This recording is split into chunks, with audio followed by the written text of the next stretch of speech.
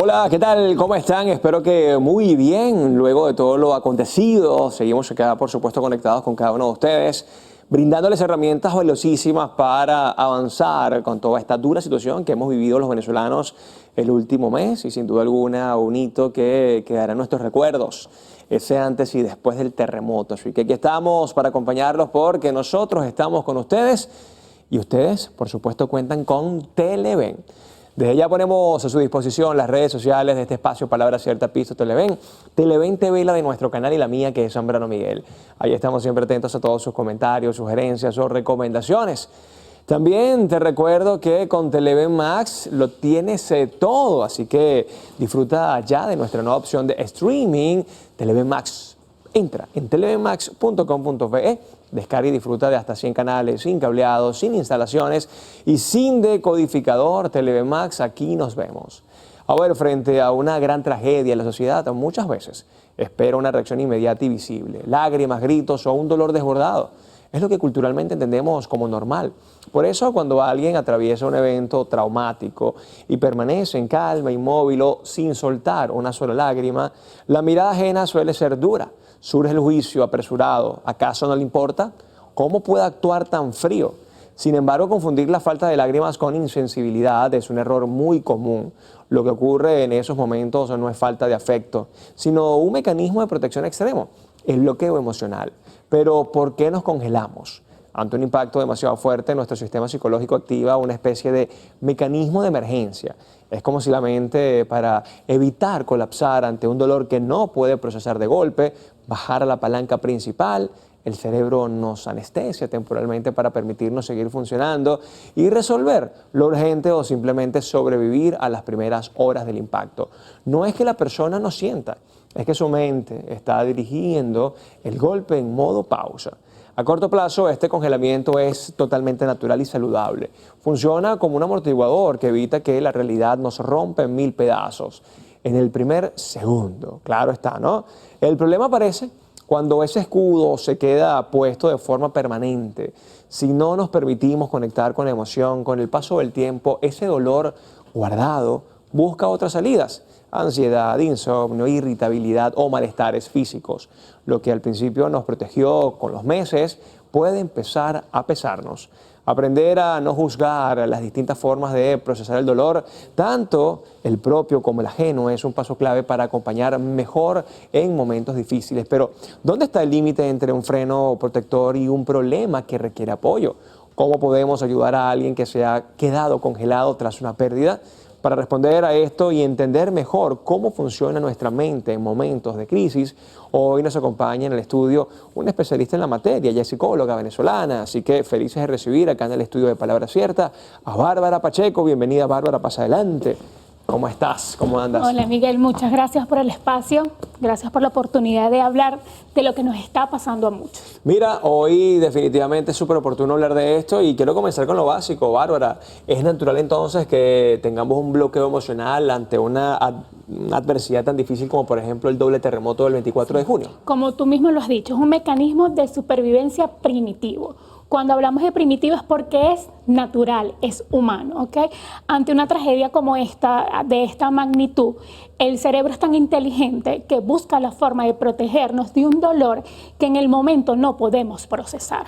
Como no lo podemos procesar, hace el trabajo de un interruptor. Ahorita tú no puedes asimilar, metabolizar tanta información a la vez, porque recuerda que no es solamente ver lo que pasó, es ver personas cercanas que no están, es ver tantos edificios abajo, son mucha información y emociones al mismo momento. Bien, entonces hoy vamos a hablar justamente de este tema porque Bárbara aquí seguramente nos va a dar herramientas para dejar a un lado ese bloqueo mental y sobre todo también cómo manejar estas emociones que estamos sintiendo el día de hoy. Ya venimos con más de Palabra Cierta.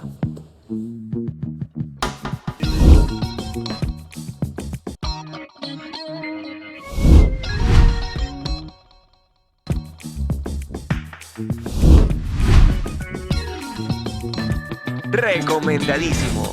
Y para ilustrar mejor el tema de hoy, quiero recomendarles la película Manchester frente al mar. Este largometraje es quizás el retrato más fiel y contundente sobre desconexión emocional. Muestra a Lee Chandler, Un hombre que vive una especie de estado de apatía y desconexión absoluta tras una tragedia devastadora. No explota en llanto ni busca confrontar su dolor, simplemente se apaga por dentro para poder sobrevivir al día a día. Su rutina cambia de golpe cuando recibe la noticia de la muerte repentina de su hermano mayor. Al regresar a su pueblo natal, Manchester, Lee descubre que su hermano lo nombró tutor legal de su hijo, por cierto, adolescente, Patrick. Esta responsabilidad lo obliga a enfrentarse al entorno que abandonó años atrás debido a un trágico accidente del pasado que destruyó a su familia y lo dejó emocionalmente congelado.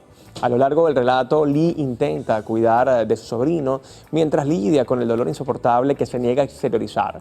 A diferencia de las historias tradicionales de superación, la película retrata con desgarradora honestidad cómo el trauma a veces frena el proceso de sanación, mostrando que no todos logran superar el dolor, sino que simplemente aprenden a coexistir con sus cicatrices. Es por eso que esta película está recomendadísima. Recomendadísimo.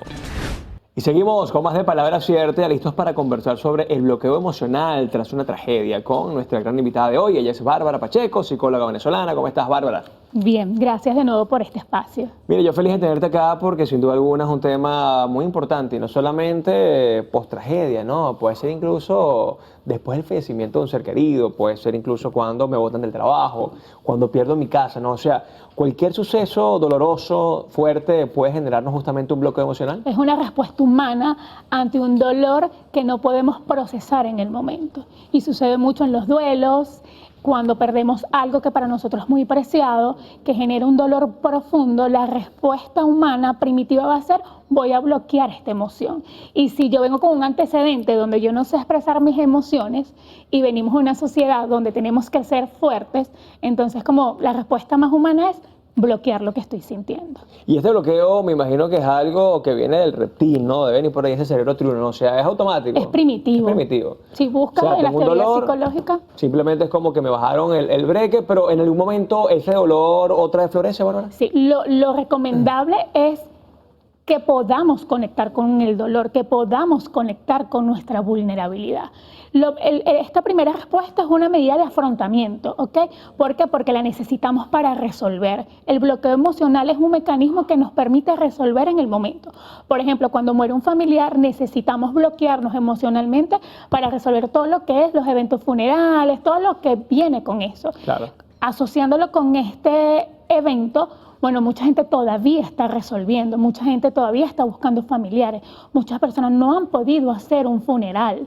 Entonces es un mecanismo que necesitamos para resolver en el momento, pero lo adecuado es conectar con lo que estamos sintiendo. Claro, porque ya estaríamos hablando de empatía, ¿no? Y una empatía colectiva, lo que hemos hablado aquí en estos programas recientes, la gente que estaba de repente en el Zulia, que no se había afectado para nada, igual se conectó porque lo vio, porque lo vivió, porque había un familiar, la historia de un amigo. Entonces, la empatía es fundamental, pero quizás cuando existe este bloqueo emocional, hay un momento donde también el cuerpo dice: epa, ahora tienes que comenzar a sentir. Y te pregunto esto porque puede que una persona dure buscando el cuerpo de un familiar 2-3 meses. Sí. El cerebro está apto para durar 3 meses bloqueado. Lo que dice la teoría es que son 4 semanas, un mes.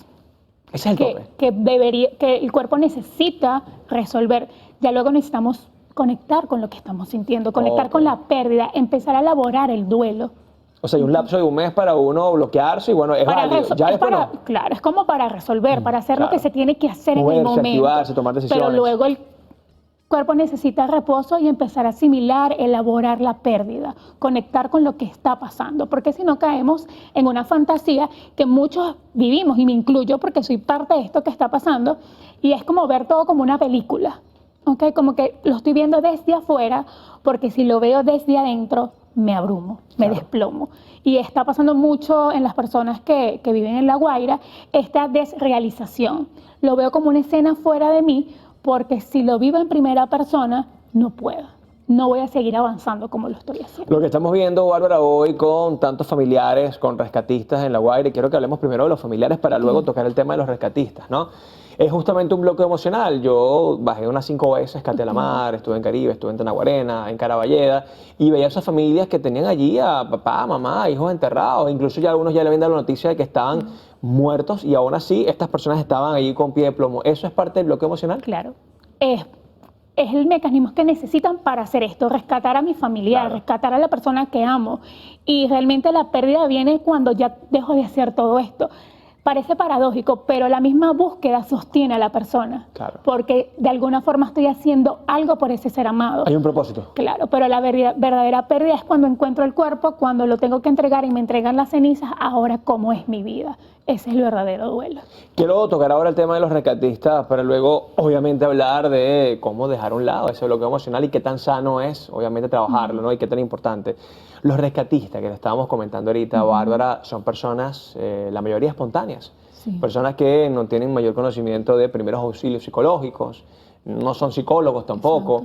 ¿Cómo crees tú que están procesando ellos todo lo que están viviendo ahora? Hay quizás una alta dosis de adrenalina, viven en propósito probablemente con todo esto, porque me imagino que luego en el post, esto aquí también va a agravar la situación. Exacto. Ahorita es la adrenalina, estoy haciendo mi trabajo, ¿okay? Estoy haciendo lo que sé hacer, estoy ayudando, tengo un propósito de vida en este momento.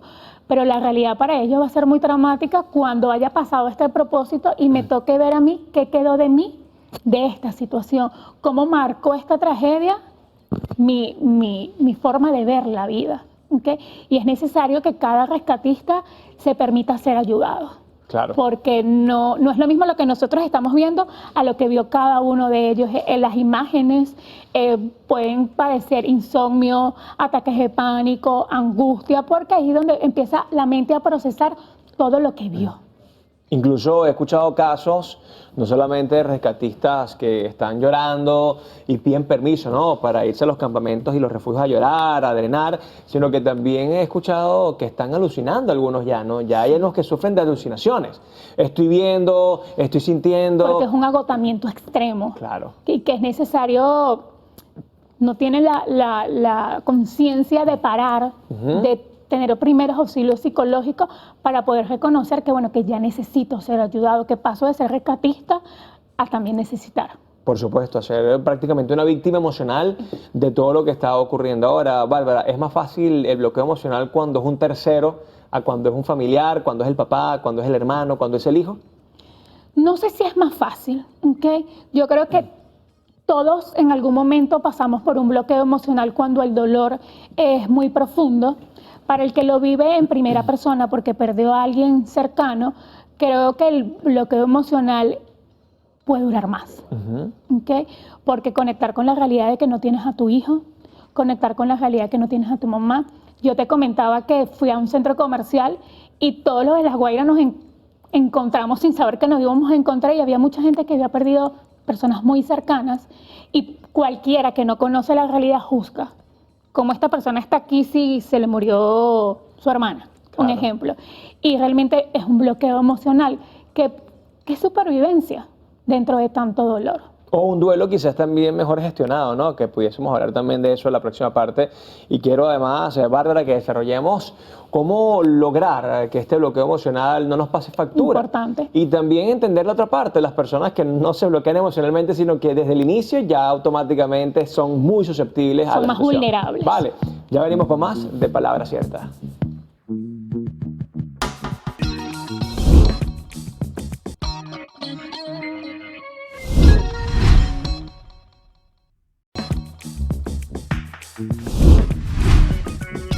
Y estamos de vuelta acá en Palabra Cierta, hoy hablando del bloqueo mental luego de una tragedia. Converso con Bárbara Pacheco, ella es psicóloga, especialista en la materia. Además también vivías en La Guaira, o sea, tuviste allí esa imagen en primera persona, ese testimonio, muchos conocidos alrededor que seguramente perdieron la vida, otros perdieron sus casas.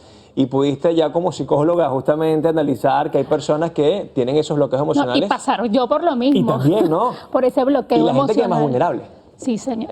Viví las dos partes de los procesos. En tu caso, para preguntarte, vamos a desmontar a la psicóloga. ¿Tuviste un bloqueo emocional Sí, o más sí, bien lo mucha tuve. vulnerabilidad? No, bloqueo emocional. Sí. Creo que como hubo un cambio tan drástico de, bueno, viví en La Guaira y pasé a vivir otro espacio, la pérdida de la rutina, la cotidianidad, Claro. creo que mi mecanismo fue el bloqueo emocional. Lo diferente es que lo reconocí. Claro. Y dije, bueno, en su momento necesito drenar, llorar la pérdida y empezar a elaborar este duelo. Bárbara, y disculpa, bueno, para aprovechar, ¿no? Porque esto no estaba en guión ni en lo que yo quería decir, pero ¿lo perdieron todo? Bueno, gracias a Dios, sí quedó colapsado el edificio, quedó colapsado. Estamos viviendo en una vivienda prestada temporalmente, gracias a Dios. Qué bueno. Pero estamos vivos y mientras haya vida hay posibilidad. Claro, y ahí comienza obviamente ese duelo que hemos hablado tanto, incluso yo en mis redes sociales, de existe el duelo de un ser humano, de un ser querido, pero también está el duelo de la casa. El duelo de la rutina, de dejar a la niña en el colegio, de la panadería, de lo que para ti era cotidiano, ya no es la cotidianidad. Y por eso hablamos de un duelo colectivo. Totalmente. Entonces, pudiste evidenciar el bloqueo emocional para unos, la vulnerabilidad para otros. Obviamente cada quien reacciona de manera distinta. Sí, no hay un manual, no hay un manual de cómo afrontar esta tragedia. Mucha gente juzgaba al que no lo vivió en primera persona como, pero ¿por qué te sientes así si a ti no te pasó nada? Bueno, pero es que como yo le digo a mis pacientes, tu dolor es proporcional a la compasión que tú sientes por los demás. Es importante entender y no juzgar al otro porque te sientes tan mal si no lo perdiste, si no perdiste nada. Bueno, pero realmente este dolor habla de la bondad que hay en tu corazón, pero hay que gestionarlo también, porque bueno, a pesar de todo el dolor, la vida sigue. Claro, incluso si podemos hablar de los terceros, Bárbara, alguien que está quizás en Caracas o estaba en Caracas, vio la tragedia, bajó a ayudar y en ningún momento lloró, en ningún momento se angustió, incluso pudo llegar a su casa y probablemente hizo una parrilla ahí con su esposa. Tampoco se puede juzgar a esa persona, porque son reacciones distintas o quizás ahí hay algo de apatía. Yo siento que hay casos, ¿ok? Sí, una cosa es que yo pueda sentir un bloqueo emocional, pero que yo no pueda sensibilizarme ante el dolor del otro y no sentir esa compasión, ese respeto hacia la pérdida, podemos hablar de una falta de empatía, de compasión al ser humano. Claro, y eso es obviamente otra cosa, ¿no? Y pasa. Y puede ser más de lo normal de lo que uno cree o más normal de lo que uno cree. Bárbara, una vez que estamos en este bloqueo emocional, primero yo creo que es fácil reconocerlo, ¿no? O sea, yo vi la tragedia frente a mí, mi hijo está muerto, desaparecí un montón de familias, perdí mi casa y yo estoy aquí sin llorar, sin sentir ningún tipo con entereza. Con entereza, ¿no? Una vez que caen en la emoción, una vez que ya la emoción comienza a decir, aquí estoy yo quiero salir, ¿no? ¿Qué es lo primero que nosotros comenzamos a evidenciar y sobre todo a nivel mental? Imagino que un deterioro general. Sí, primero yo siento que mucho ataque de pánico. Ok. Es importante estar consciente de que si estos ataques de pánico son frecuentes, que si ante cualquier ruido, cualquier movimiento que yo pueda sentir, mi reacción es de un ataque de pánico, es una alarma, La falta absoluta de sueño, que es una respuesta también. Claro, insomnio, no es lo mismo, tener micro despertares durante la noche que no dormir nada. Si ya después de estas 4 semanas estos síntomas siguen estando presentes y se siguen incrementando, también es una alarma. La desconexión con mis propias emociones, la desconexión con mi propio cuerpo es una alarma. Como te lo decía, lo esperado son las primeras 4 semanas que utilicemos este bloqueo emocional como un mecanismo, pero ya luego se espera que el cuerpo empiece a asimilar, la mente empiece a asimilar todo el dolor. Ahora, dentro del bloqueo emocional, Bárbara, yo puedo permitirme, y no sé si eso es un proceso consciente, ¿no? Quiero llorar, quiero deshogarme. Incluso lo hice. ¿Sí lo haces? Una de las formas no de provocar el llanto, porque lo importante es entender que el llanto surge cuando yo me siento seguro para hacerlo. Claro. El llanto es una respuesta fisiológica, que tú no lloras delante de cualquiera, tú lloras delante de alguien que te sientes seguro para hacerlo. Por supuesto. Entonces el llanto va a florecer cuando yo me sienta seguro para hacerlo.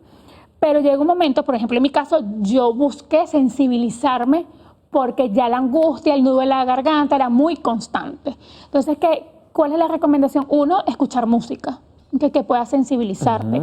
En mi caso, puedo recomendar música cristiana. A mí me acercó a Dios y me sensibilizó. Claro. Escribir, la escritura terapéutica para mí también es magia, la utilizo mucho con mis pacientes.